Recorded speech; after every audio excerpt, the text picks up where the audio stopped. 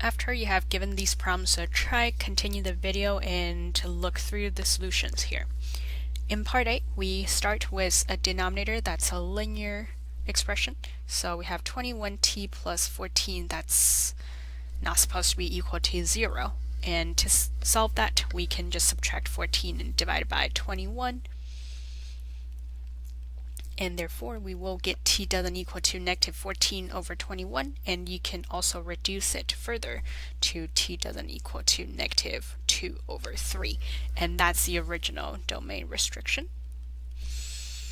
Now to simplify it, we can see that if we look at the top, we just have 3t plus 2, and on the bottom we have a factor of 7 that we can take out. That gives us 3t plus 2 again, and then we can cancel that out, and along the way we're making the assumption that 3t plus 2 doesn't equal to 0, which we already have, and t doesn't equal to negative 2/3.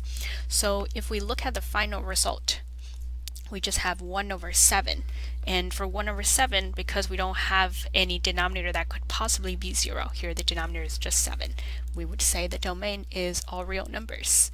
So here the domain does change, and we can see these two expressions are equal to each other except when t is equal to negative 2/3. Now moving on to part B, we have r squared minus 7t plus 10 in the denominator. We want to make sure that doesn't equal to 0.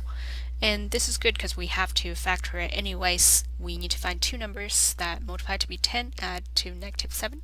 We will find negative 2 and negative 5 over here. Doesn't equal to 0. And therefore, r minus 2 doesn't equal to 0, and r minus 5 doesn't equal to 0. Therefore, the domain restriction is going to be r such that r doesn't equal to 2 and r doesn't equal to 5. And that's what we start with. So now to simplify it, we see the denominator has already been simplified, or factored, not simplified.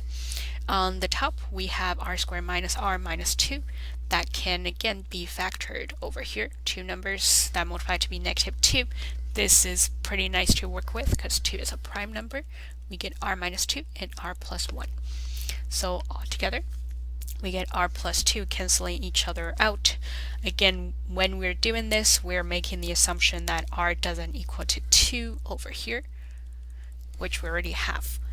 And now in the final result, we have r plus 1 over r minus 5. And in the final result, we can see the domain restriction is r such that r doesn't equal to 5 alone, because that's the only one factor left. So we would say, again, these two, the starting expression and the ending, the reduced expression, are equal except when r is equal to 2 over here. And then we would want to say that for part C, we have h of t, and in this case, we can look at the 3t minus 2 doesn't equal to 0 to start, and therefore t doesn't equal to 2/3. And that's going to be the original domain restriction.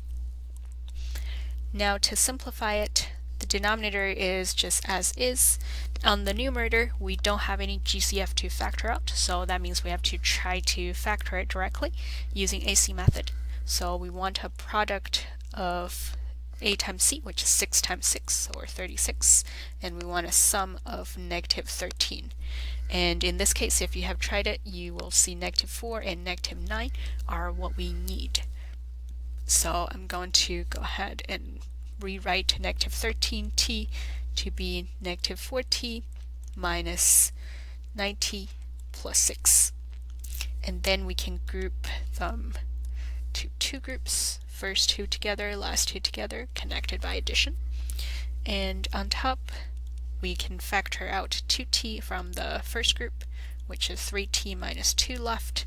Second group, we can factor out negative 3, again leaving us 3t minus 2, all over 3t minus 2. So here, if we put everything together, we would have 2t minus 3 times 3t minus 2 on top, all over 3t minus 2. and then we can cancel out that 3t minus 2, which is based on the condition that t doesn't equal to 2/3, which we already have to start with. And now if we look at the final result, we can see this is equal to 2t minus 3, and again the domain becomes all real numbers. So the only restriction we had was 2/3, and now the domain restriction basically disappeared in the final result. So again, these two expressions are equal. The starting expression and ending expressions are equal, except for when t equals positive 2/3.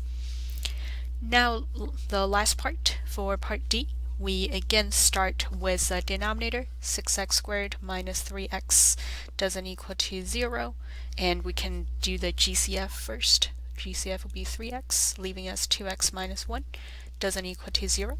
And using the zero product principle, we have either 3x doesn't equal to 0 or should be and 2x minus 1 cannot be 0 either. So if we solve it, we will get the domain that x doesn't equal to 0 and x doesn't equal to 1/2 as a result. And that's our starting domain for the expression. Now to simplify it, in the denominator we already have the simplified form, which was the factored form, which is 3x times 2x minus 1.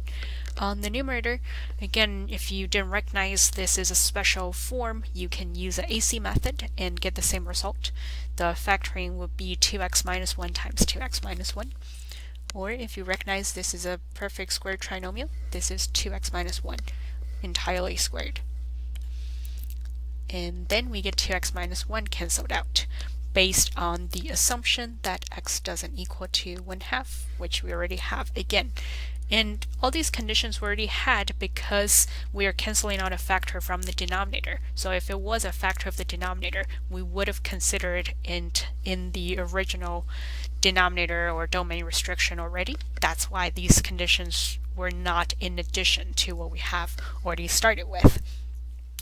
And then over here, we would be left with 2x minus 1 over 3x over here.